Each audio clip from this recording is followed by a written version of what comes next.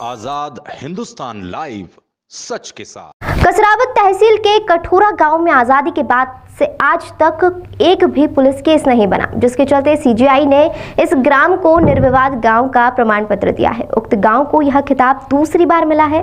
ग्रामीणों को मिला खिताब का प्रमाण पत्र उन्होंने अपने गांव के नर्मदा किनारे स्थित अति प्राचीन नानकदास बाबा की समाधि पर भेंट कर गांव की खुशहाली के लिए मंगल कामना की। बताते हैं कि बाबा की समाधि जब से इस गाँव में बनी है, तब से लेकर आज तक किसी भी प्रकार की प्रकृति मार इस गांव में नहीं पड़ी। देखिए कसरावत से आजाद हिंदुस्तान लाइव पर पूरी खबर। खरगोन जिले में कसरावत तहसील के एक ऐसा गांव जहां आजादी के बाद से अभी तक एक भी पुलिस केस नहीं बना, लगातार दूसरी बार मिला निर्विवाद गांव का खिताब।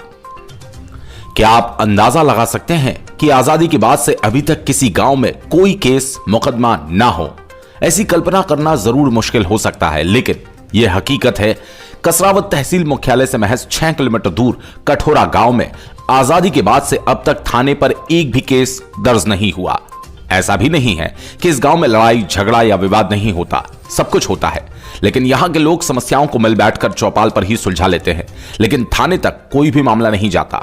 सुप्रीम कोर्ट के चीफ जस्टिस शरद बोबड़े ने ग्रामीणों से ऑनलाइन चर्चा कर जिला न्यायाधीश की मौजूदगी में दूसरी बार निर्विवाद गांव का डिजिटल प्रमाण पत्र दिया। इस गांव को 2002 में भी निर्विरोध गांव का प्रमाण पत्र मिल चुका है। इस गांव की एक खासियत और भी देखने को मिली।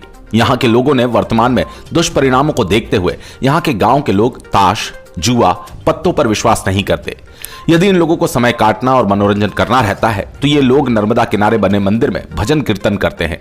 गांव के शेरू यादव राम सिंह यादव ने बताया कि उनके गांव में सिर्फ 2 समाज निवास करते हैं, जिसमें एक किसान तो दूसरा मजदूरी करता है। यदि कोई विवाद होता है तो सब आपस में मिल बैठकर विवाद और समस्या का निपटारा कर लेते हैं। इसकी सबसे बड़ी विशेषता यह है कि महिलाओं से संबंधित मामले महिलाएं निपटाती है। इसके चलते करीब 120 परिवारों के 1200 की आबादी वाले कठोरा गांव को 2002 के बाद देश में दूसरी बार निर्विवाद गांव घोषित किया गया, जो हमारे लिए खुशी की बात है। कसरावत से राजू पटेल की रिपोर्ट। पूर्वजों के अनुसार राजतंत्र से लेकर प्रजातंत्र तक गांव में जितने भी हमारे परिवार हैं, हम सब एक परिवार के समान रहते हैं। हमारे गांव में उपलब्धि का महान उपदेश यही है कि हमारे गांव में 2 ही समाज हैं, कृषक समाज और मजदूर समाज। मतलब दोनों मिलकर आज से नहीं, मतलब आने वाले कई वर्षों से, करीब करीब इसको हो गए 150 वर्ष। ये आज से ये उपलब्धि नहीं है। हमारे गांव को दूसरी बार जो है पुरस्कार मिल रहा है। एक हमारे गांव को 2002 में भी मिल चुका है। अब ये सेकंड राउंड है जो कि हमारे गांव जो है निर्विरोध निर्वाचित हुआ है। यहाँ पे किसी प्रकार का भी भेदभाव नहीं है।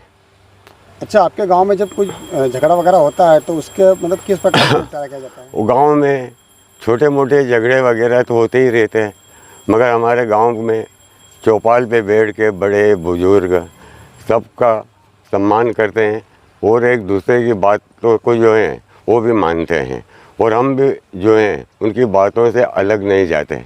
और इस प्रकार से दोनों में समावेश होके दोनों संतुष्ट हो जाते हैं, और ये जो है थाना तक ये बातें नहीं जाती। अपने गाँव को लेकर क्या संदेश देना चाहते हैं?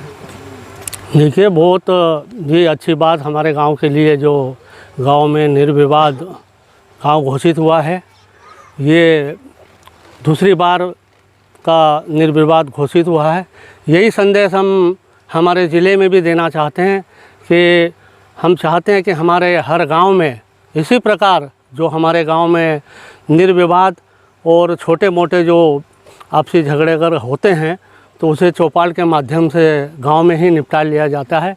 इसे कोर्ट और थाने तक हमको जाने की आवश्यकता नहीं पड़ती। मैं पूरे ज़िले में ये संदेश देना चाहता हूँ कि आने वाले समय में हमारे गांव की द्वारा जो निर्विवाद घोषित हुआ है, इसकी प्रेरणा लेकर मैं हर गांव से ये निवेदन करना चाहता हूं कि इसी तरह अपने गांव में छोटे मोटे अगर झगड़े होते हैं तो उन्हें सुलझाने का प्रयास करें। आपके जी की तो इस गांव पे असीम कृपा बनी हुई है, और उनका जीवन चरित्र और कब उन्होंने समाधि ली ये तो हमें आज तक नहीं मालूम है, पर वैसे बुजुर्ग बताते आ रहे हैं कि करीब उनको 500 वर्ष के करीब हो चुके हैं। उन्होंने इस माँ नर्मदा की परिक्रमा करी और परिक्रमा करने के बाद में ग्राम कठौरा में आए और उन्होंने यहाँ पर जीवित समाधि ली। जीवित समाधि के साथ साथ उन्होंने गांव वालों से चर्चा करी कि भाई गांव में हनुमान जयंती के रोज़ उन्होंने समाधि ली और उसी रोज़ उन्होंने गांव वालों से चर्चा करी कि भाई मेरे इस उपलक्ष्य में आप हनुमान जयंती के रोज़ दाल बाटी का भंडारा करते रहेंगे। और मैं आपको ये आशीर्वाद देना चाहता हूँ कि पहले गांव में जो एक तो भयानक बीमारी आती थी जिसको हैजा बोलते थे, उस हैजा के कारण गांव में मृत्यु होती थी, बैठ जाते थे, तो ये आपके यहाँ नहीं होगी। दूसरी बात, गांव में अगर पहले धाड़े चलते थे, पूरे गांव के गांव डाकू जिनको बोलते थे, वो गांव के गांव लूट लेते, तो वो तुम्हारे गांव में नहीं होगा। और अगर तुम्हारे यहाँ अगर कहीं अचानक आग लगती है तो उसका भी इस मेरे आश्रम समाधि से आप अगर जल लेकर जाएंगे और अभिषेक करेंगे और उस जहाँ पर भी आग लगी है तो उसके आसपास अगर आप धार देंगे तो निश्चित ही वो अग्नि वहीं शांत हो जाए। ये प्रत्यक्ष अभी हमारे देखने में आया है।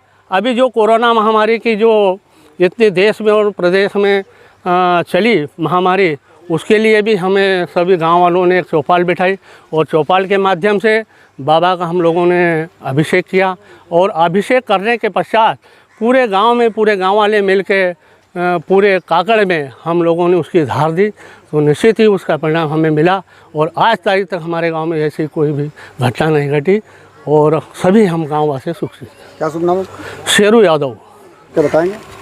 गांव की पृष्ठभूमि ये है कि ये नानक दास बाबा के नाम से गांव कठौरा की पहचान है। करीब 200 से 300 साल पुरानी समाधि है हमारे गांव की और गांव को निर्विरोध किया गया था। इसमें जो है कि 2002 से हमको जबलपुर हाई कोर्ट से पुरस्कार मिला था। उसके बाद में 18 साल बाद में वापस हमको यहाँ पे पुरस्कार मिला है न्यायालय द्वारा। इसके बाद में गांव पूरा